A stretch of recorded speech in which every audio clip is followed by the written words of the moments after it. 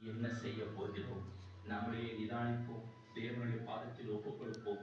அவருடைய சித்தத்தை செய்கிற மக்களாய் மாற அவரே நோக்கி காத்திருப்போம். ஆமென். ஹல்லேலூயா. ஹல்லேலூயா.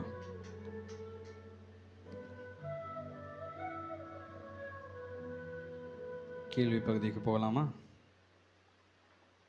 கேள்வி பகுதிக்கு போகலாமா? பயங்கர ஆயத்தத்தோடு இருக்கீங்களே, பக்கம் பக்கமாக எழுதியிருக்கீங்க. சரி, கர்த்தர் நல்லவர். இப்போ பார்த்த மிஷினரி பேர் என்ன?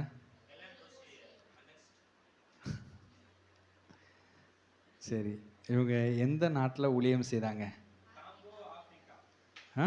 காம்போ ஆஃபரா?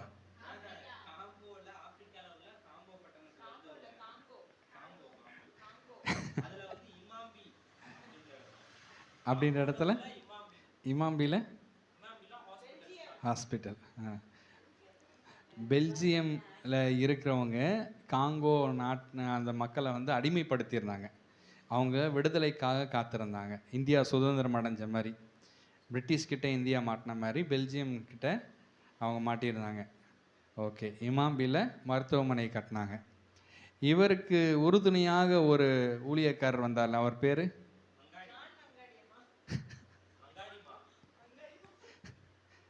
வித்தியாசமாக இருக்கு.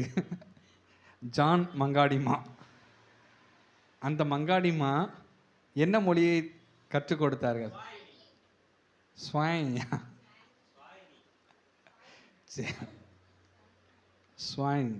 சரி, அது ஒரு வித்தியாசமான மொழியாக இருக்குது. இந்த மொழியை அவர்களுக்கு கற்றுக் கொடுத்தார்கள். இவர்கள் உடல் ரீதியாகவும் மன ரீதியாகவும் கொஞ்சம் ஹார்ட் ஒர்க் பண்ணதால் ரெஸ்ட் எடுக்கணும்னு சொல்லி திரும்ப தன்னுடைய நாட்டிற்கு போனாங்க. ஆனால் அங்கே ரெஸ்ட் எடுத்தாங்களா? அந்த 2 இயர்ஸ் என்ன பண்ணாங்க? மேற்படிப்பு, போஸ்ட் கிராஜுவேட் பண்ணாங்க. சர்ஜரி பண்ணுறதுக்கு. சர்ஜரி பண்ண தெரியாமல் போனாங்க இனிஷியேட்டாக அண்டர் கிராஜுவேட் முடிச்சுட்டு. ஆனால் சர்ஜரி பண்ண தெரில, ஆனால் இயேசுவை சொன்னாங்க. அல்லேலூயா. அவங்களால ஒரு பெண்ணாக எவ்வளோ பண்ண முடியுமோ, ஒரு பெண்ணாக ஒரு புதிய நாட்டிற்கு சென்று மொழி தெரியாமல் எவ்வளோ கஷ்டப்பட்டிருப்பாங்க. அங்கே இருக்க உணவு பழக்க வழக்கம், கால சூழ்நிலை, இது எல்லாவற்றையும் தாண்டி ஒரு சாதனை பண்ணியிருக்காங்க. மொழி தெரியாமனா பாஸ்டர்மாக்கு தெரியும் ஆரம்ப நாட்கள். இப்போ கூட ஒரு சில வார்த்தைகள்லாம் பேசுகிறாங்க, அப்போ ஒன்றுமே தெரியாது. என்ன பேசுகிறாங்க வைக்கிறாங்க தெரியாது, திட்டுறாங்களா பாராட்டுறாங்களா ஒன்றும் தெரியாது மொழி தெரியாமல். அந்த அம்மாவுக்கு அப்படி தானே இருந்திருக்கோம். அவங்க ஊர் ஜனங்கள்லாம் திட்டுறாங்களா வாழ்த்துறாங்களா ஒன்றுமே தெரியாது. நல்ல வேளை மங்காடிமாவை ஆண்டவர் அனுப்புனார். தேவ தரிசனத்திற்கு நாம் வரும்போது நம்மோடு அந்த தரிசனத்தோடு இணைந்த ஒத்த நபர்களை நமக்கு தேவன் கொடுப்பார். அல்லேலூயா. இது தேவன் நமக்கு கொடுக்கறது. இந்த ஊழியத்துக்கும் என்னையும் காத்தியும் அப்பாயிண்ட் பண்ணியிருக்காரு. வேதத்தில் பார்த்தீங்கன்னா ஒரு பேர் இருந்துக்கிட்டே இருக்கும். பவுலும் சீலாவும், மோசேயும் யோசுவாவும், தாவீதும் யோனதானும் அப்படின்னு சொல்லி ஒரு பேர் எப்பவுமே இருக்கும். பாஸ்டமாவும் அழகேசும் எப்படி இருக்காங்க, அந்த மாதிரி ஒரு பேர் தேவன் கொடுப்பார். நம்ம தனியாக ஆரம்பிக்கிற மாதிரி இருக்கும், ஆனால் தேவன் நமக்கு ஒரு துணையை கொடுப்பார். அன்றைக்கி அப்படி தான் இந்த ரோஸ்வியர் அம்மாவுக்கு ஜான் மங்காடிமா அவர்கள் வந்து ஹெல்ப் பண்ணாங்க. அவங்க மேலா ஃபீமேலாக அந்த மேல் தான் நினைக்கிறேன். ஜான் அப்படின்னு வருது இல்லையா? மங்காடிமானா தான் நம்ம ஊரில் பெண்ணா ஆனான்னு தெரியல, ஆனால் ஜான்றதை வச்சு அவங்க ஆணாக இருக்கலாம் அப்படின்றது ஒரு வியூகம். எனவே இந்த மிஷனரி பகுதி மூலம் கர்த்தர் நம்மோடு பேசியிருக்கிறார். ஒரு மொழி தெரியாத அறியாத ஊருக்கு போய் அவங்க இயேசுவை சொல்வார்கள், ஆனால் நம்மோடு இருக்கிற ஜனங்களுக்கு நம்ம இயேசுவை அறிவிக்க வேண்டியது நம்முடைய கடமையாக இருக்குது. இல்லையா? இந்த வாரத்தில் இந்த 9ஆம் மாதத்தில் ஒரு தீர்மானம், உங்களோடு இருக்கிற ஒரு 2 நபர்களை, அதாவது உங்களுக்கு தெரிந்த ஒரு 2 நபர்களை மனதில் வச்சுக்கோங்க. அந்த 2 நபருக்கு இயேசுவை சொல்ல போகிறீங்க இந்த வாரம். இது ஒரு சின்ன அசைன்மெண்ட்டு. 2 நபருக்கு, உங்கள் ஃப்ரெண்டாக இருக்கலாம், உங்கள் ரிலேட்டிவாக இருக்கலாம், உங்களை மென்டார் பண்ணுறவங்களா இருக்கலாம், உங்கள் பக்கத்து வீட்டு ஆளுங்களாக இருக்கலாம், உங்கள் கூட வேலை பார்க்குறவங்களா இருக்கலாம், யாரோ ஒருத்தர் 2 பேர் உங்கள் மனசில் ஆண்டவர் இவங்கன்னு சொல்லி காட்டுவார். உங்கள் மனசுக்குள்ள இப்போ கூட நான் சொல்லும்போது இந்த நபருடைய முகங்கள் கூட உங்கள் இருதயத்தில் காட்டப்படலாம். 2 நபர்களை இயேசுவை பற்றி சொல்ல போகிறீங்க. கூடுமானால் அடுத்த வாரம் அவங்களுக்கு சபை கூட்டிகிட்டு வரதுக்கு பிரயாசப்பட போகிறீங்க. கூப்பிட்டு பாருங்கள், ப்ரேயர் பண்ணுங்கள். இந்த 6 நாள் அடுத்த வாரம் 7வது நாள், இந்த 7 நாட்கள் இங்கேருந்து 7வது நாள் நம்ம மீண்டும் சந்திப்போம்னா, இந்த 7 நாளும் 6 நாள் அவங்களுக்காக ப்ரேயர் பண்ண போகிறீங்க தினமும். அந்த 6 நாள் அந்த 2 நபருக்காக ப்ரேயர் பண்ண போகிறீங்க. அவங்கக்கிட்ட டெய்லி ஒரு முறையாவது இயேசுவை பற்றி சொல்ல போகிறோம். என்னையும் சேர்த்து தான் நான் சொல்கிறேன். டெய்லி ஒரு முறையாச்சு இயேசுவை பற்றி சொல்ல போகிறோம். டெய்லி 6 நாள் அவங்களுக்காக ஜெபம் பண்ண போகிறோம். எப்போல்லாம் அவங்க முகம் ஞாபகம் வருதோ, அவங்க பேர் ஞாபகம் வருதோ, அவங்கள சந்திக்கிறோமோ, அவங்கள ஒரு சின்ன ஒரு பிளஸ் பண்ணிவிட்டு அவங்களுக்காக ஜெபம் பண்ண போகிறீங்க. 7வது நாள் அவங்கள சபைக்கு கூட்டிகிட்டு வர போகிறோம். இது இந்த வாரம் நமக்கு டாஸ்க்காக நம்ம வைப்போம்.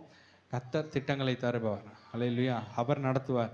இந்த ஊழியத்தை ஒருத்தர் பண்ணுறதில்ல, ஒவ்வொருத்தரும் பண்ணிகிட்ருக்கோம். இங்கே இருக்க ஷாம்லா முதற்கொண்டு ஒரு ஊழியம் பண்ணுறான். சபைக்கு வந்து சபைக்கு தேவையானது ஒரு டீ எடுத்து கொடுக்குறாங்கல்ல ஒரு வரவங்களை, அது ஒரு ஊழியம். இவங்க கஷ்டப்பட்டு டீ எல்லாம் போடுவாங்க. பொங்கல் என்ன முடியுமோ புளிசோறு அப்படின்னு சொல்லி அவங்களுடைய திறமைக்கேற்ற அவங்களுடைய தாளந்துக்கேற்ற கொடுக்குறாங்க. பிரசன்னாக இருக்கான், எடுத்து எல்லாம் க்ளீன் பண்ணி நீட்டாக வைக்கிறான். அவங்களுக்கு கொடுக்கப்பட்ட பொறுப்புகள் சரியாக அவங்க செய்யும்போது எல்லாரும் சேர்ந்து செய்கிற ஒரு ஊழியம் தான் இந்த கிரைஸ்ட் மஸ்ட். அல்லேலூயா. இது வந்து ஒருத்தரால் உருவாக்கப்பட்டதில்லை, இது உருவாக்கப்பட்ட தேவனால். நாம் எல்லாம் அவரோட வேலை ஆட்களாக இருக்கணும். எல்லாருமே ஊழியர்கள் தான். அல்லேலூயா. எனவே அவருடைய ஊழியத்தை சொல்லுவோம், சத்தியத்தை சொல்லுவோம். சுவிசேஷம் சொல்வது நம்மேல் விழுந்த கடமையாக இருக்கிறது. அல்லேலூயா. மொழி தெரியாமல் போய் அவங்க சொல்கிறாங்கன்னா, மொழி தெரிந்த நம்ம ஜனங்கள் மத்தியில் நம்ம ஏன் சொல்லக்கூடாது?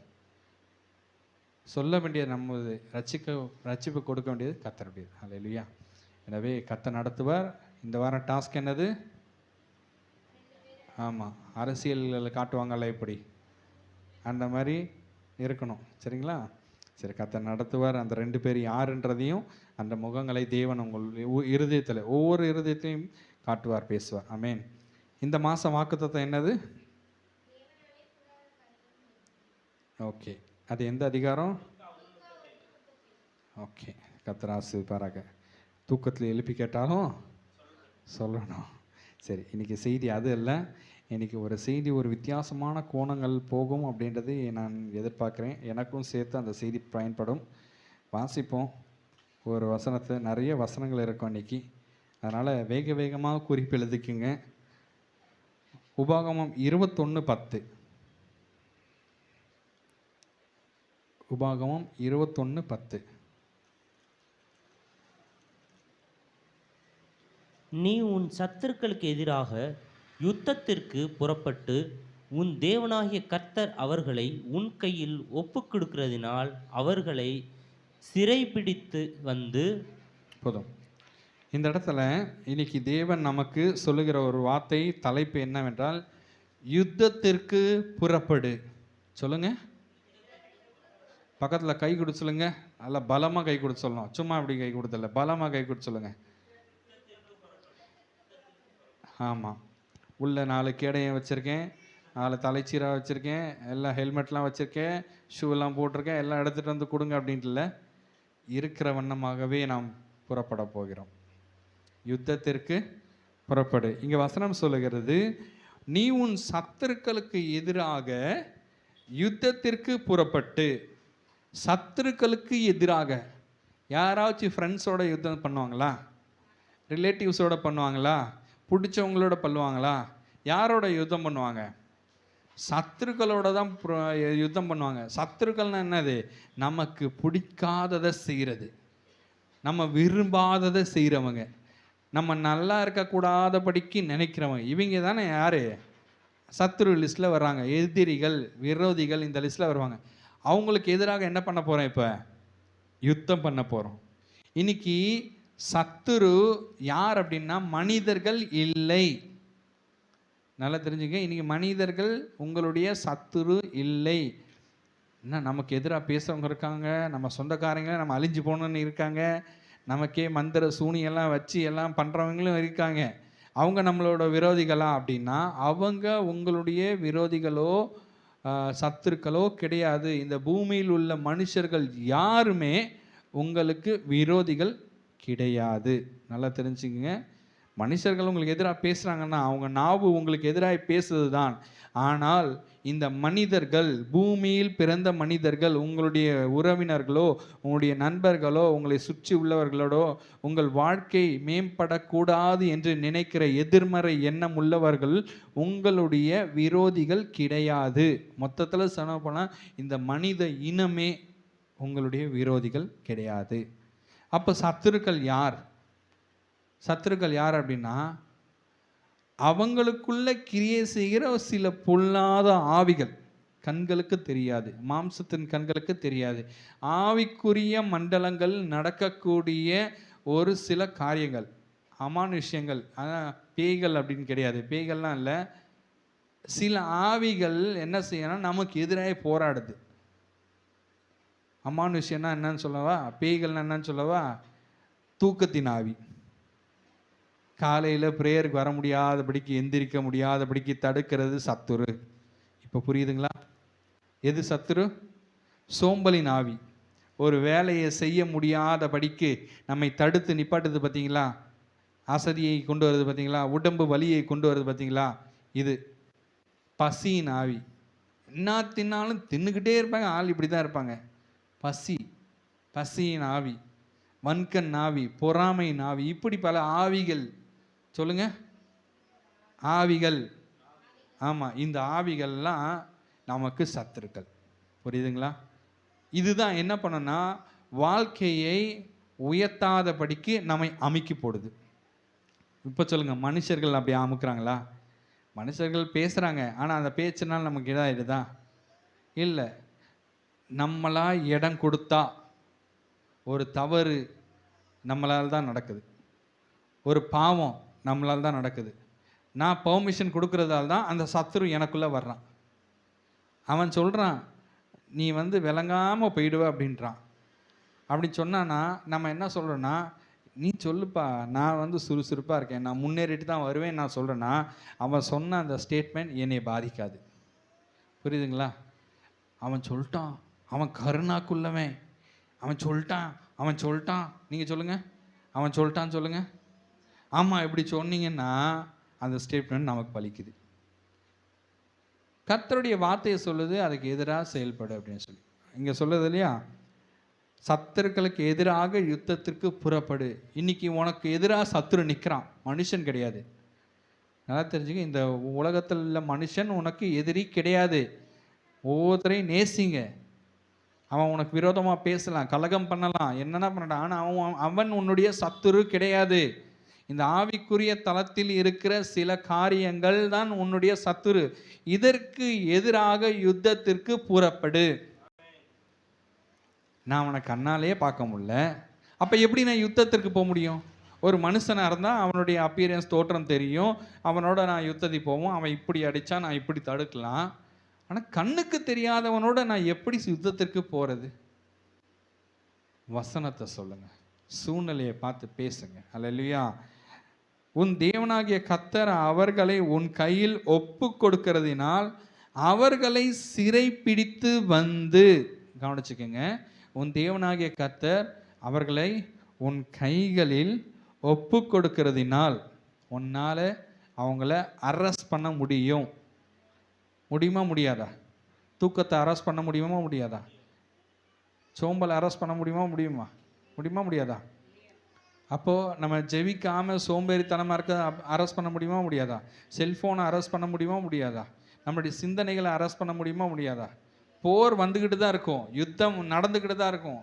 நம்ம போர்க்களத்தில் தான் நிற்கிறோம். என்றைக்கு நம்ம மரணம் வருதோ அன்றைக்கி தான் இந்த போர்க்களத்தை விட்டு வெளியேறோம். அது வரைக்கும் நம்ம வீட்டில் இருக்கலாம், ஆஃபீஸில் இருக்கலாம், ஸ்கூலில் இருக்கலாம், காலேஜில் இருக்கலாம், சொந்த வீட்டில் இருக்கலாம், கல்யாணத்தில் இருக்கலாம், எங்கே வேணால் இருக்கலாம்.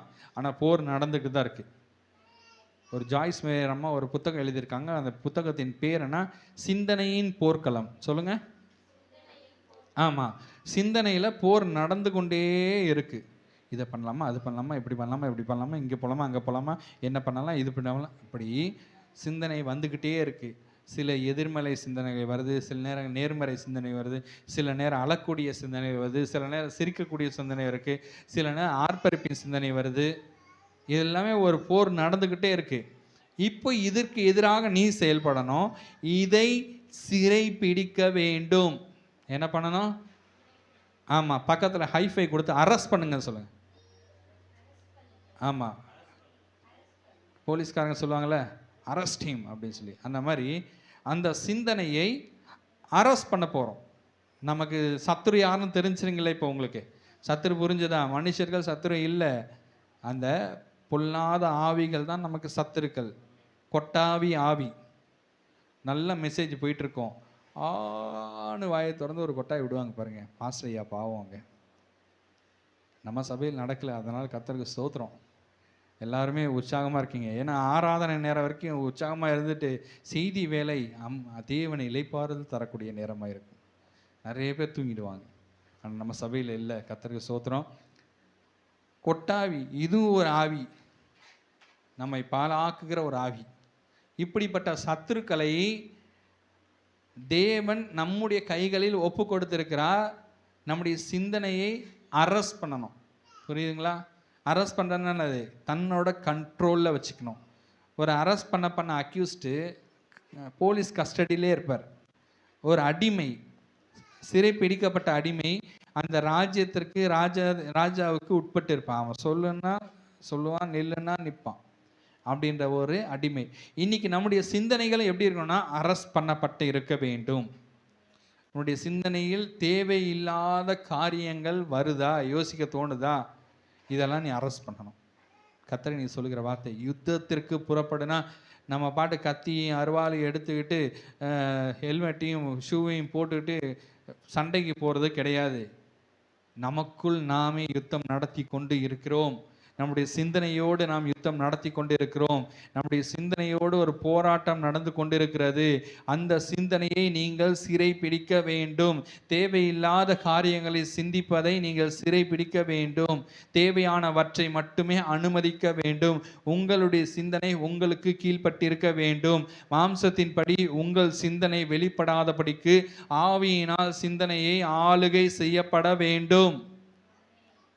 உங்களுடைய சிந்தனை எதனால் ஆளுகை செய்யப்பட வேண்டும்? ஆவியினால் ஆளுகை செய்யப்பட வேண்டும். அந்த ஆவியினால் நீங்கள் ஆளுகை செய்யப்படும் போது வேத வார்த்தையின்படி உங்களுடைய சிந்தனையை நீங்கள் புதிதாக்கி கொண்டிருக்கிறீர்கள். இந்த இடத்தில் தான் மாற்றம் உண்டாகிறது. வாழ்க்கையின் முன்னேற்றத்திற்கான ஆரம்ப நிலை உண்டாகிறது. என் வாழ்க்கை ஏன் இன்னைக்கும் இப்படியே இருக்குன்னா, உன்னுடைய மைண்டை கண்ட்ரோல் பண்ணலை. இஷ்டத்துக்கு அலைய விடுறது, இஷ்டத்துக்கு யோசிக்கிறது, இஷ்டத்துக்கு போகிறது, இஷ்டத்துக்கு செய்கிறது. அப்படின்னும் போது என்ன ஆகுது? மைண்டு டெஸ்ட்ராய்ட் ஆகி அழிந்து போகிறது. உலகத்துக்கு தகுந்த மாதிரி யோசிக்கிறது, உலகத்தோடு ஒட்டி வாழ்கிறது, வேஷம் போடுறது. இப்படி இருக்கும்போது என்ன ஆகும்? வாழ்க்கை கேள்விக்குறியாக மாறுது. அதனால் உன்னுடைய சிந்தனையை நீ சிறைப்பிடிக்க வேண்டும். அவர்களை சிறைப்பிடித்து வந்துன்னு சொல்லப்பட்டிருக்கு. அல்லேலூயா. இங்கே சங்கீதம் 18 ஒரு வசனத்தை வாசிப்போம். சங்கீதம் 18:34. வெண்கல வில்லும் என் புயங்களால் வளையும்படி என் கைகளை யுத்தத்திற்கு பழக்குவிக்கிறார். ஆமென். இங்கே என்ன பண்ணுறாருன்னா, நம்மை யுத்தத்திற்கு பழக்க வைக்கிற வெண்கல வில்லு ரொம்ப கடினமாக இருக்கும். வெண்கலம் வில்லுனா அதெல்லாம் வளைக்கலாம் முடியாது. ஆனால் என் புயங்களால் வளையும்படி என் கைகளை யுத்தத்திற்கு பழக்க வைக்கிறார். நம்மை யுத்தத்திற்கு தேவன் பழக்க வைக்கிறாராம். ட்ரைனிங் கொடுக்குறார். ட்ரைனிங் கொடுத்துட்டுருக்காரு. நீ இதெல்லாம் பண்ணு, இப்படிலாம் பண்ணுன்னு சொல்லி இன்ஸ்ட்ரக்ஷன் கொடுக்குறார். உண்மையில் என் கண்ணை வைத்து உனக்கு ஆலோசனை சொல்லுவேன் அப்படின்றார். அப்போது தேவன் நமக்கு சில அனுபவங்கள் வாயிலாக நடத்தி கொண்டு வருகிறார். தியரட்டிக்கலாக படித்தா மட்டும் போதாது, அதை ப்ராக்டிக்கலாகவும் பண்ணணும். மெக்கானிக்கலில் வெறும் தியரட்டிக்கலாக படிச்சுட்டா முடிஞ்சிச்சா? ப்ராக்டிக்கலாக பண்ணாதான் அதுக்கான எக்ஸ்பெரிமெண்ட்டு தெரியும். எக்ஸ்பெரிமெண்ட் இல்லைன்னா லைஃப்பில் எக்ஸ்பீரியன்ஸே இல்லை. அப்போ சோதனை இல்லைன்னா வாழ்க்கையில் சாதனையே இல்லை. உங்கள் வாழ்க்கையில் இன்றைக்கி துன்பத்தின் பாதையில் நடக்கிறீங்க, ஒரு இக்கட்டில் நடக்கிறீங்க, ஒரு சமாதானம் இல்லாமல் நடக்கிறீங்கன்னா, இதெல்லாம் தேவன் நீங்கள் யுத்தத்திற்கு பழக்க வைக்கிறார். அல்லேலூயா. ஜெயம் கொடுப்பதற்காக தேவன் இதில் பழக்க வைக்கிறார். நீ யுத்தம் செய்தால்தான் உன்னால் வெற்றி காண முடியும். பரீட்சை எழுதினாதான் பாஸ் பண்ண முடியும். பக்கத்தில் சொல்லுங்கள், பரீட்சை எழுதினாதான் பாஸ் பண்ண முடியும். சொல்லுங்கள், பக்கத்தில் சொல்லுங்கள். ஆமாம், பரீட்சை எழுதாமல் ஆல் பாஸ் போட்டோன்னா இங்கே ஒன்றுமே இருக்காது. அதனால் தேவன் என்ன செய்கிறார், சில நேரங்களில் சில சமயங்களில் யுத்தத்திற்கு நம்மை பழக்க வைக்கிறார். இன்னொரு வசனம் சங்கீதம் 144:1. சங்கீதம் 144:1. என் கைகளை போருக்கும் என் விரல்களை யுத்தத்திற்கும் படிப்பிக்கிற என் கண்மலையாகிய கர்த்தருக்கு ஸ்தோத்திரம். ஸ்தோத்திரம்.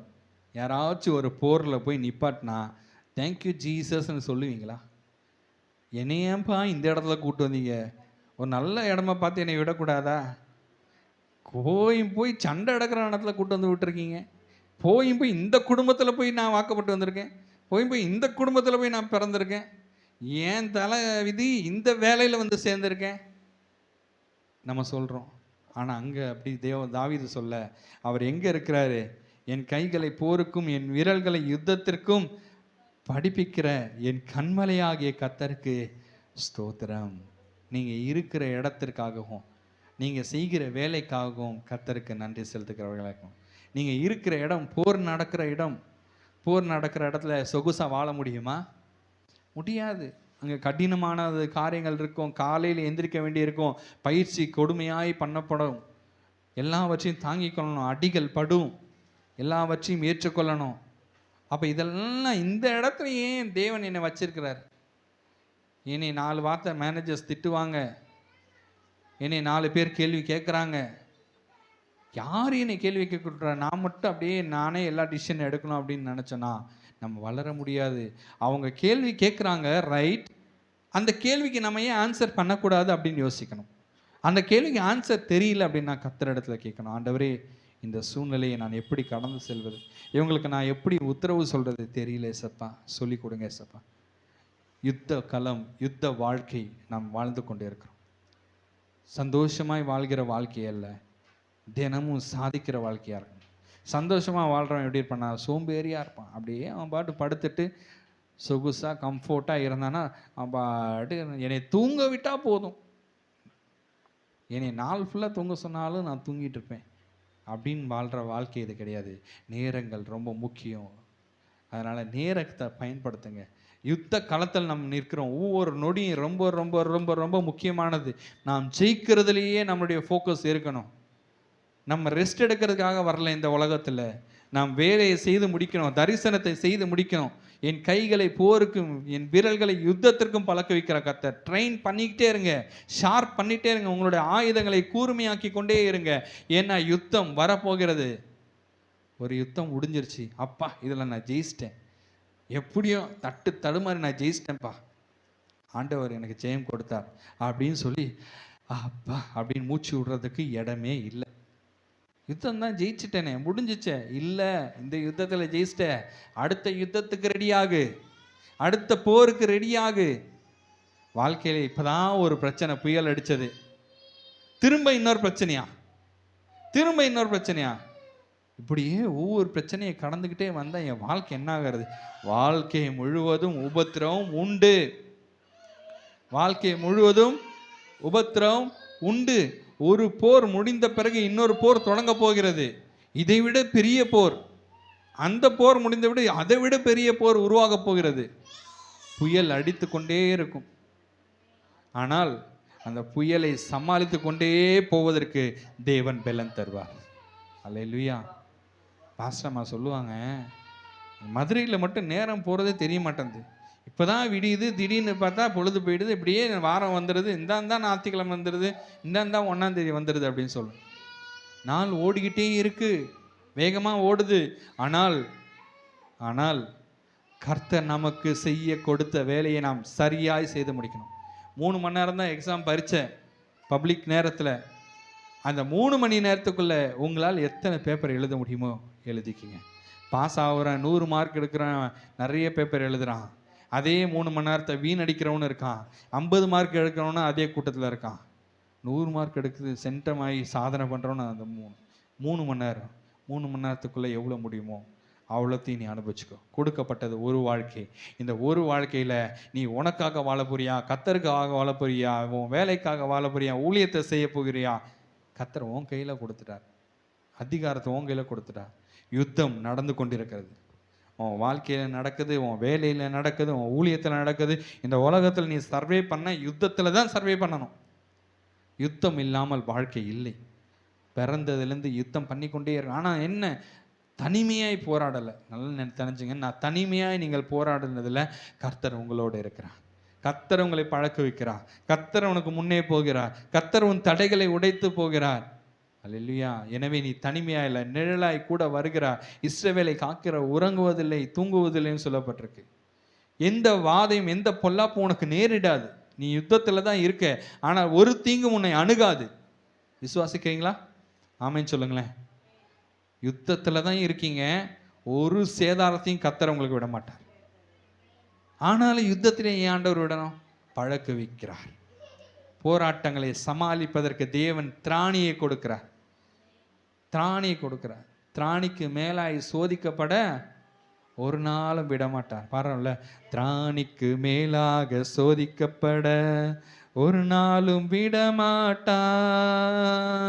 திராணிக்கு மேலாக சோதிக்கப்பட ஒரு நாளும் விடமாட்டார். தாங்கிடும் பலன் தருவா, தப்பி செல்ல வழி செய்வா. தாங்கிடும் பலன் தருவா, தப்பி செல்ல வழி செய்வா.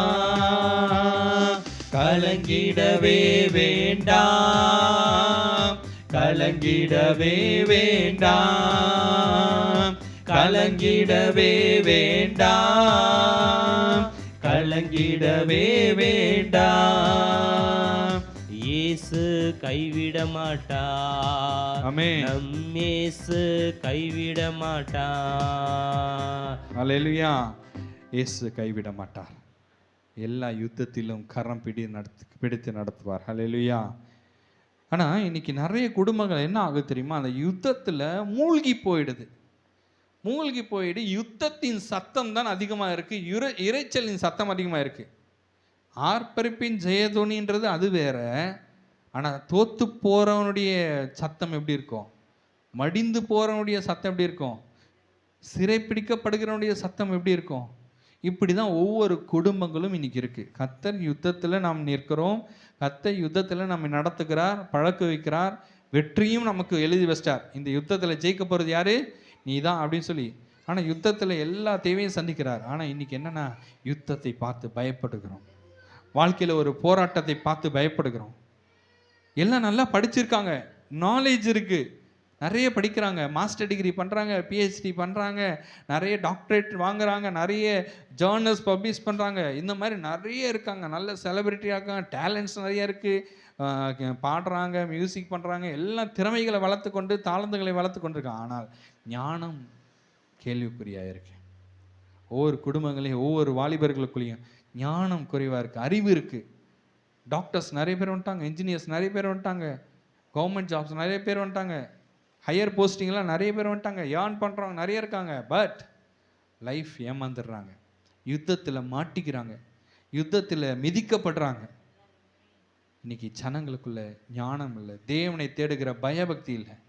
ஆனால் வசதியாக வாழலாம், சந்தோஷமாக வாழலாம், தேவையானதெல்லாம் வாங்கலாம். ஆனால் கர்த்தர் இல்லாத ஒரு வாழ்க்கை யுத்தத்தில் மிதிப்பட்டு சாகிறவனுக்கு சமம். யுத்தத்தில் ஜெயிக்கிறதுக்கல்ல, ஆனால் தேவன் ஜெயிப்பதற்கே நம்மை அழைச்சிருக்கிறார். பக்கத்து சொல்லுங்க, தேவன் ஜெயிப்பதற்கு தான் அழைச்சிருக்கிறார். ஆனால் இன்னைக்கு சிந்தனையில் தோத்து போகிறாங்க, வாழ்க்கையில் தோத்து போகிறாங்க, இந்த யுத்தத்தை பார்த்து பயப்படுறாங்க. தனக்கு முன்பதாக ஜனங்கள் நிறைய பேர் இருக்காங்க, தனக்கு திறமை இல்லைன்னு சொல்லி தன்னுடைய தாழ்வு மனப்பான்மையினால, கர்த்தரை நம்பாததினால இந்த யுத்தத்தில் ஒரு சின்ன தோல்வி வந்தால் கூட தாங்க முடியல அவங்களால. இந்த தோல்வியை ஏன் கர்த்தர் அனுமதிக்கிறான்னா, நீ பழகணுன்றதுக்காக தான் அனுமதிக்கிறார். நீ எக்யூப் ஆகணும், நீ உருவாக்கப்படணும் அப்படின்றதுக்காக தான் தேவன் உன்னை பயன்படுத்துகிறார், பழக்க வைக்கிறார். ஆனால் ஒரு தோல்வி வந்தால் தோண்டு போயிடறாங்க. ஒரு நீட் எக்ஸாமில் ஃபெயில் ஆகிட்டா தூக்க மாட்டேங்கிறது, லைஃப்பில் தோத்துட்டா இறந்து போயிடுறது, ஸ்டேட்டஸ் போடுறேன் ஐ எம் குவைட், முடிஞ்சு போச்சு. ஒரு கடன் பிரச்சனைனா லைஃப்பை க்ளோஸ் பண்ணிடுறது. ஒரு நோய் வந்துச்சுன்னா இனிமேல் நம்மளால் சர்வே பண்ண முடியாது, 40 வயசு ஆயிடுச்சுன்னா எல்லாமே வந்துடும் அப்படின்றாங்க. ஏன் விசுவாசம் இல்லை? ஏன் வார்த்தையை பேசுறதில்ல? ஏன் யுத்தத்தில் எதிர்த்து போராடுறதில்ல?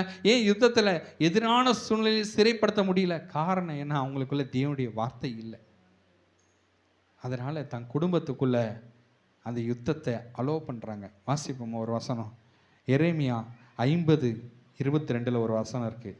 எரேமியா 50:22.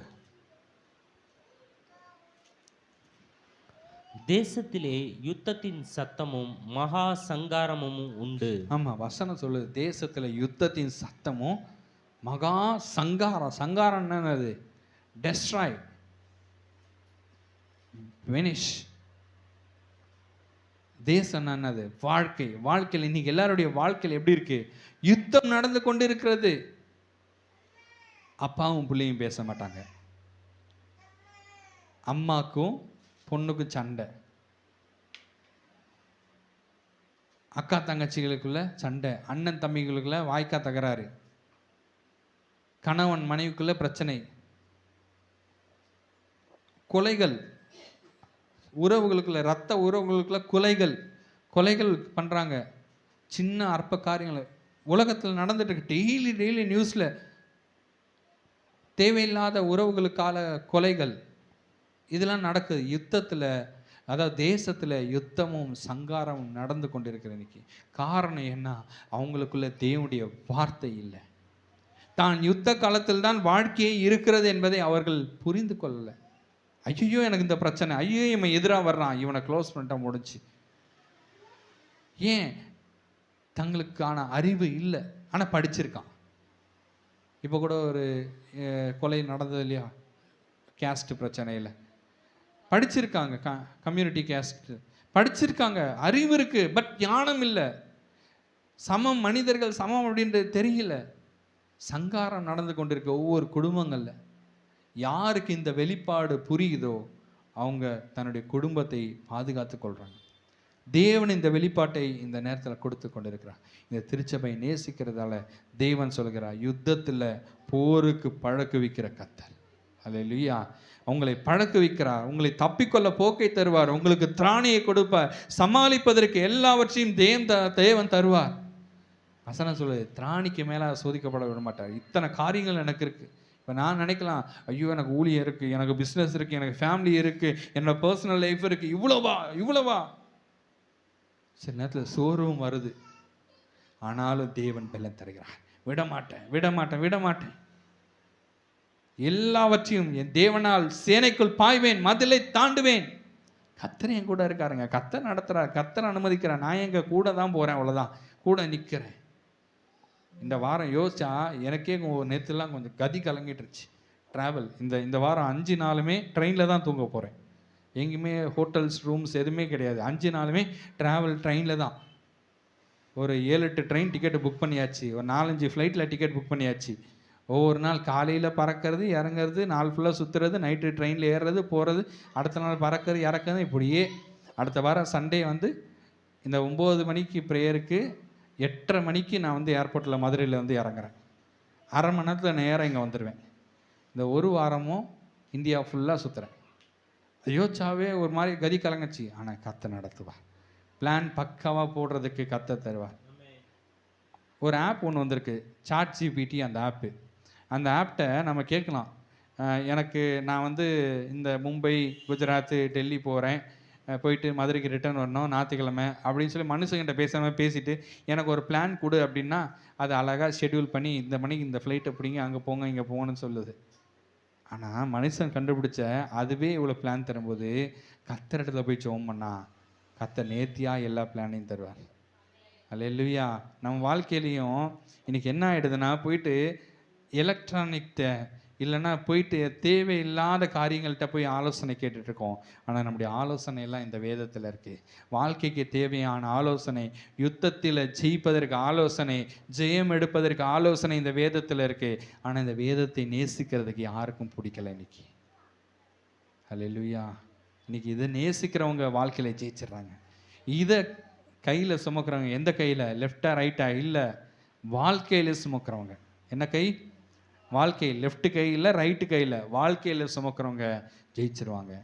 இந்த வார்த்தை இல்லைனா, இது தேவன் நம் வாழ்க்கையில் இல்லைனா யுத்தத்தில் மிதிப்பட்டு சாவாங்க. வாழ்க்கை அல்பமாக போயிடுது. நிறைய வீட்டில் யுத்தங்கள் நடந்துட்டுருக்கு, சங்காரங்கள் நடந்துட்டுருக்கு. ஆனால் இந்த வார்த்தையின்படி யார் வாழ்கிறாங்களோ, யார் இந்த வார்த்தையை கேட்குறாங்களோ, யுத்தம் நடக்கிற இடத்துல சமாதானத்தை கூறுவார்கள். உங்கள் வாழ்க்கையில் யுத்தம் நடக்குதா, உன் குடும்பத்தில் சண்டைகள் நடக்குதா, உன் குடும்பத்தில் சண்டைகள் சச்சரவுகள் அதிகமாக இருக்கா, வசனத்தை பேசு, துதியை செலுத்து, தேவனுக்கு மகிமை பண்ணு. உன் குடும்பம் சமாதானமாக இருக்கும். உன் அலங்கத்துக்குள்ளே சமாதானம் இருக்கும். உன் அரண்மனைக்குள்ளே சுகம் இருக்கும். கர்த்தர் உன் வீட்டில் வாசம் செய்வார். கர்த்தர் உங்கள் ஒவ்வொருடைய இருதயத்திலும் வாசம் செய்வார். சமாதானத்தின் தேவன் நதியை போன்ற சமாதானத்தை உங்கள் குடும்பங்களில் தருவார். தேவனுடைய சமாதானம் உங்கள் குடும்பங்களில் ஆளுகை செய்யும். யாரெல்லாம் தேவனுக்கு இடம் கொடுக்குறீங்களோ அவங்களுடைய குடும்பம் செழித்து போகும். தேவனுடைய சத்தத்திற்கு செவி கொடுக்காமல் போகிற ஜனங்கள், குடும்பங்கள், தேசங்கள் யுத்த களமாக தான் இருக்கும். சங்காரம் நடந்துகிட்டே இருக்கும். ஆனால் தேவ சத்தத்திற்கு செவி கொடுக்குறீங்களா? நீங்கள் யுத்த களத்தில் தான் இருப்பீங்க. ஆனால் யுத்த களத்தில் தேவனை துதித்து கொண்டு பாடிக்கொண்டு இருப்பீங்க. அல்லேலூயா. வேதத்தில் ஒரு டீம் இருக்குது, பழைய ஏற்பாட்டில் இஸ்ரவேலர்கள். கர்த்தருக்கு சித்தமானால் சாயந்தரம் அந்த செய்தியை பார்ப்போம். அவங்க என்ன பண்ணாங்க தெரியுமா? யுத்தத்துக்கு போகும்போது போர் வாள் தான் எடுத்துகிட்டு போனோம். இவங்க மியூசிக் டீமை கூட்டு போகிறாங்க. மியூசிக் டீமை முன்னாடி பாட வச்சுட்டு யுத்தத்தில் ஜெயிச்சுட்டு வந்துட்டாங்க. இப்படி இருக்காங்க. உங்கள் வாழ்க்கையில் தேவனுக்கு புது பாட்டை பாடினீங்கன்னா, கர்த்தருக்கு பாடினீங்கன்னா, கர்த்தரை மகிமைப்படுத்தினீங்கன்னா யுத்தங்கள் ஓய்ந்து விடும். அல்லேலூயா. பரவாயில்ல, புது ராகம், புது வாழ்க்கை. புகழ்கின்றேன் பாட்டு பாடி புயல் இன்று ஓய்ந்தது, புது ராகம் பிறந்தது.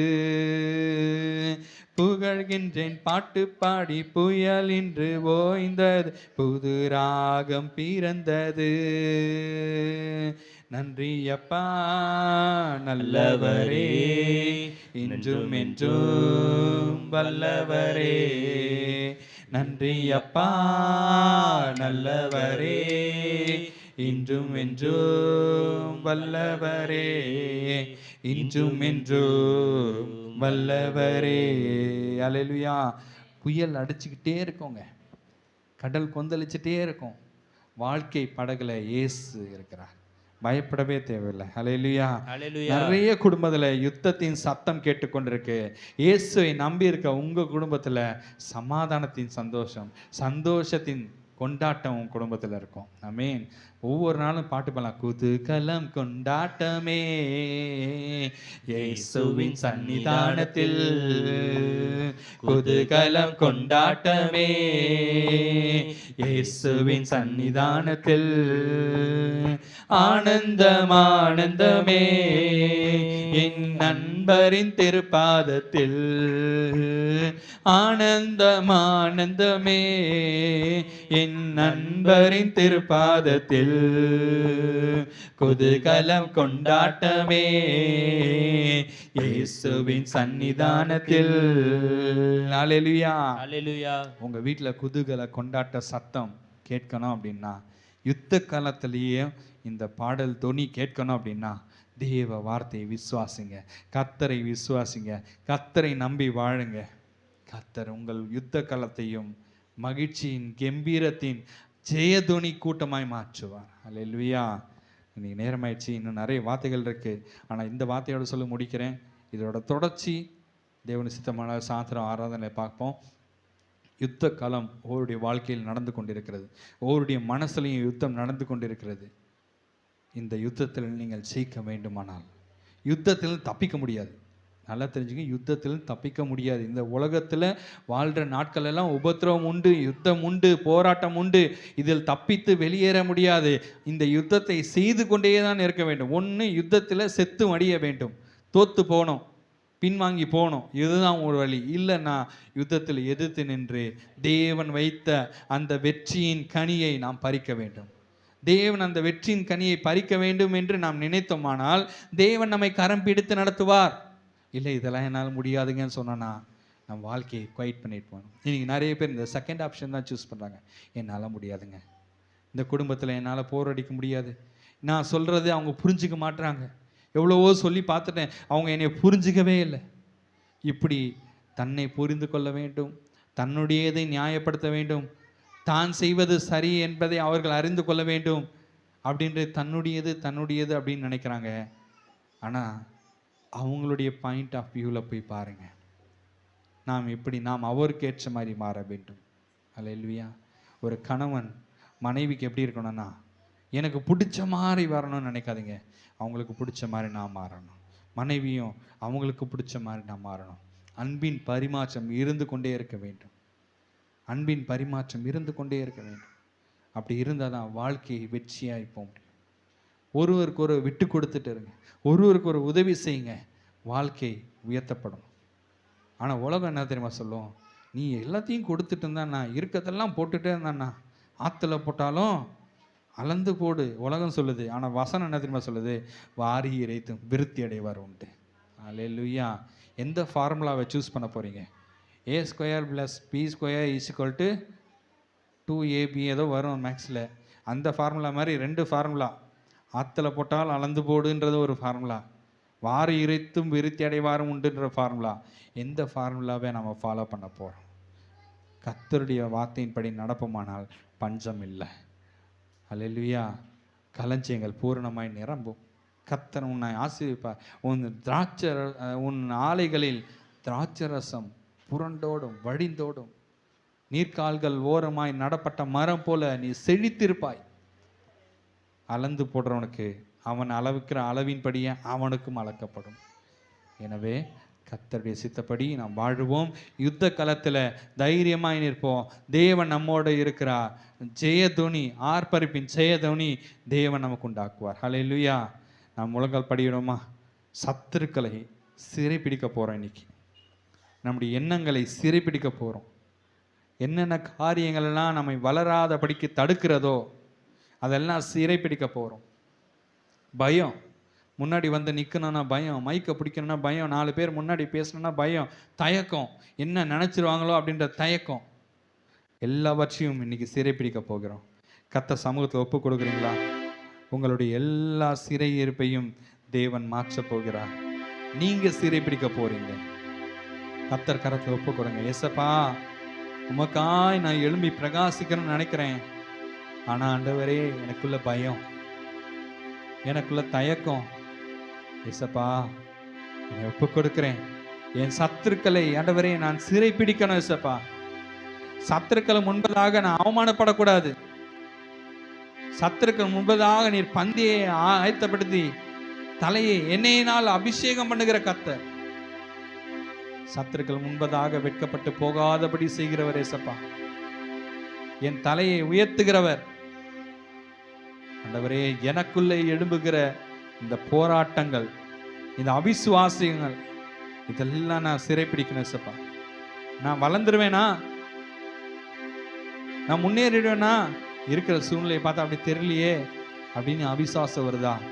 வார்த்தையை கொடுங்க, வார்த்தையை கூறுங்க, வார்த்தையை சொல்லுங்க. ஹல்லேலூயா. ஆண்டவரே, வார்த்தையை சொல்கிறேன் ஏசப்பா. உங்கள் வார்த்தையை நம்புகிறேன் ஏசப்பா. உங்கள் பிரமாணத்தை நம்புகிறேன் ஏசப்பா. ஆண்டவரே, உங்கள் வார்த்தையை சொல்லி சத்துருவை நான் சிறைப்பிடிக்கிறேன், எண்ணங்களை சிறைப்பிடிக்கிறேன் ஏசப்பா. ஒப்பு கொடுக்குறீங்களா? ஹல்லேலூயா. கர்த்தர் உங்களை ஆசீர்வதிப்பது தான் அவருக்கு பிரியம். உங்களை உயர்த்துவதுதான் கர்த்தருக்கு பிரியம். உனக்கு முன்பதாக பெரிய தேவை இருக்கலாம், அந்த தேவையை கர்த்தரால் சந்திக்க முடியும். உனக்கு முன்பதாக ஒரு கடன் பிரச்சனை இருக்கலாம், மலை போல இருக்கலாம், கர்த்தர் அதை பனி போல உருக செய்வார். தேவனுடைய வார்த்தை அதை உருக செய்யும். குடும்பத்துக்குள்ள பிரச்சனைகளா இருக்கு, சமாதானம் இல்லை, சத்ருவை போல வருகிறான். ஆனா கர்த்தர் ஆவியானவர் எதிராக நிற்பார். வெள்ளம் போல் சாத்தான் வந்தாலும் ஆவியானவர் கொடி பிடிப்பார். கர்த்தர் உங்களோடு இருப்பார். உங்க சரீரத்தில் பலவீனங்கள் எல்லாம் கர்த்தர் சமூகத்தில் வச்சிருங்க. கர்த்தர் உங்களுக்கு புது பலன் தருவார். 40 வயசு ஆச்சே, எனக்கு எல்லாம் வருது, 30 வயசுலேயே இதெல்லாம் வந்துருச்சு, 80 வயசுல இதெல்லாம் எனக்கு தள்ளாடுது. கர்த்தர் உங்களை புது பலத்தினால் நிரப்புவார். கழுகைகள் போல எழும்ப செய்வார். கர்த்தர் உங்களோடு இருக்கிறார். ஆவிக்குரிய வாழ்க்கையில முன்னேறாத படிக்கு தடுக்கிற சோம்பலின் ஆவி, தூக்கத்தின் ஆவி, இந்த சத்துருக்களை எல்லாம் தேவன் சிறைப்பிடிக்கும்படி செய்வார். வேதத்தை வாசிக்க முடியாதபடிக்கு அதன் மேல் ஈடுபாடு இல்லாத ஒரு ஆவியை தேவன் சிறைப்பிடிக்க செய்வார். ஆவியானவர் சிறைப்பிடிக்க செய்வார். ஜெபிக்க நினைக்கிறேன், ஆனா ஜெபிக்கிறதுக்கு முடியல, நேரம் இல்லை, பிஸியா இருக்கு. நேரத்தை கர்த்தர் வாய்க்க பண்ண போகிறார். நீ ஆவிக்குரிய வாழ்க்கையில எலும்பி சொல்லிக்க போற, அலங்கம் கட்ட போற, தேவ பாரத்தை சுமக்க போகிறாய். தேவன் ஜெயம் கொடுக்க போகிறான். யுத்த களத்துல நில்லு மகனே, மகளே, யுத்த களத்துல நில்லு, பயப்படாதே. நான் உனக்கு துணை நிற்கிறேன். நான் உனக்கு முன்னே போய் கோணானவைகள்லாம் செவ்வையாக்குவேன், செம்மையான பாதையில் நடத்துவேன். நீர்கால்கள் ஓரமாய் நடப்பட்ட மரம் போல் நீ ஆசீர்வாதமாய் கனி தந்து அநேகருக்கு ஆசீர்வாதமாய் மாறுவாய். உன் வாயிலிருந்து புறப்படுகிற ஒவ்வொரு வார்த்தையிலும் தேவனுடைய வார்த்தை இருக்கும். அநேகரை வாழ வைக்க போகிறது. உன்னை எடுத்து தேவன் பயன்படுத்த போகிறார். ஹல்லேலூயா. ஒப்பு கொடுக்குமா? Thank you Jesus. ஹல்லேலூயா. ஜெயம் கொடுக்கும் தேவனுக்கு கோடி கோடி ஸ்தோத்திரம். வாழ்வளிக்கும் இயேசு ராஜாவுக்கு வாழ்நாள் எல்லாம் ஸ்தோத்திரம். ஜெயம் கொடுக்கும் தேவனுக்கு கோடி கோடி ஸ்தோத்திரம். வாழ்வளிக்கும் இயேசு ராஜாவுக்கு வாழ்நாள் எல்லாம் ஸ்தோத்திரம். அல்லேலூயா அல்லேலூயா பாடுவேன், ஆனந்த துணியால் உயர்த்துவேன். அல்லேலூயா அல்லேலூயா பாடுவேன், ஆனந்த துணியால் உயர்த்துவேன். ஜெயம் கொடுக்கும் தேவனுக்கு கோடி கோடி ஸ்தோத்திரம். வாழ்வளிக்கும் இயேசு ராஜாவுக்கு வாழ்நாள் எல்லாம் ஸ்தோத்திரம். அற்புதம் செய்பவர், அகிலம் படைத்தவர். அற்புதம் செய்பவர், அகிலம் படைத்தவர். யுத்தத்தில் வல்லவர், நேச ஜெயிக்கிறார். யுத்தத்தில் வல்லவர், நேச ஜெயிக்கிறார். ஜெயம் கொடுக்கும் தேவனுக்கு கோடி கோடி ஸ்தோத்திரம். வாழ்வளிக்கும் இயேசு ராஜாவுக்கு வாழ்நாள் எல்லாம் ஸ்தோத்திரம்.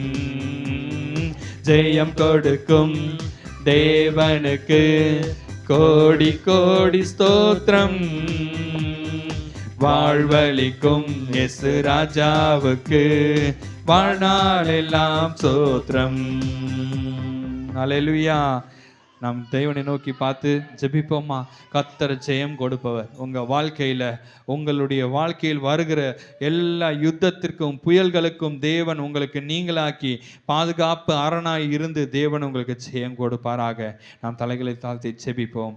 எங்கள் அருமையான இரட்சகரே, ஆண்டவரே, எங்களை மீட்ட தெய்வமே, உம்மை நன்றி சொல்லி துதிக்கிறோம். எங்கள் ஆண்டவர் பரம பிதாவே, உம்மை நன்றி சொல்லி துதிக்கிறேன் சப்பா. இந்த நாளுக்காக நன்றியோடு உம்மை துதிக்கிறோம் கர்த்தாவே. உம்முடைய ஆராதனை நீர் பொறுப்பெடுத்து நடத்தினீர்.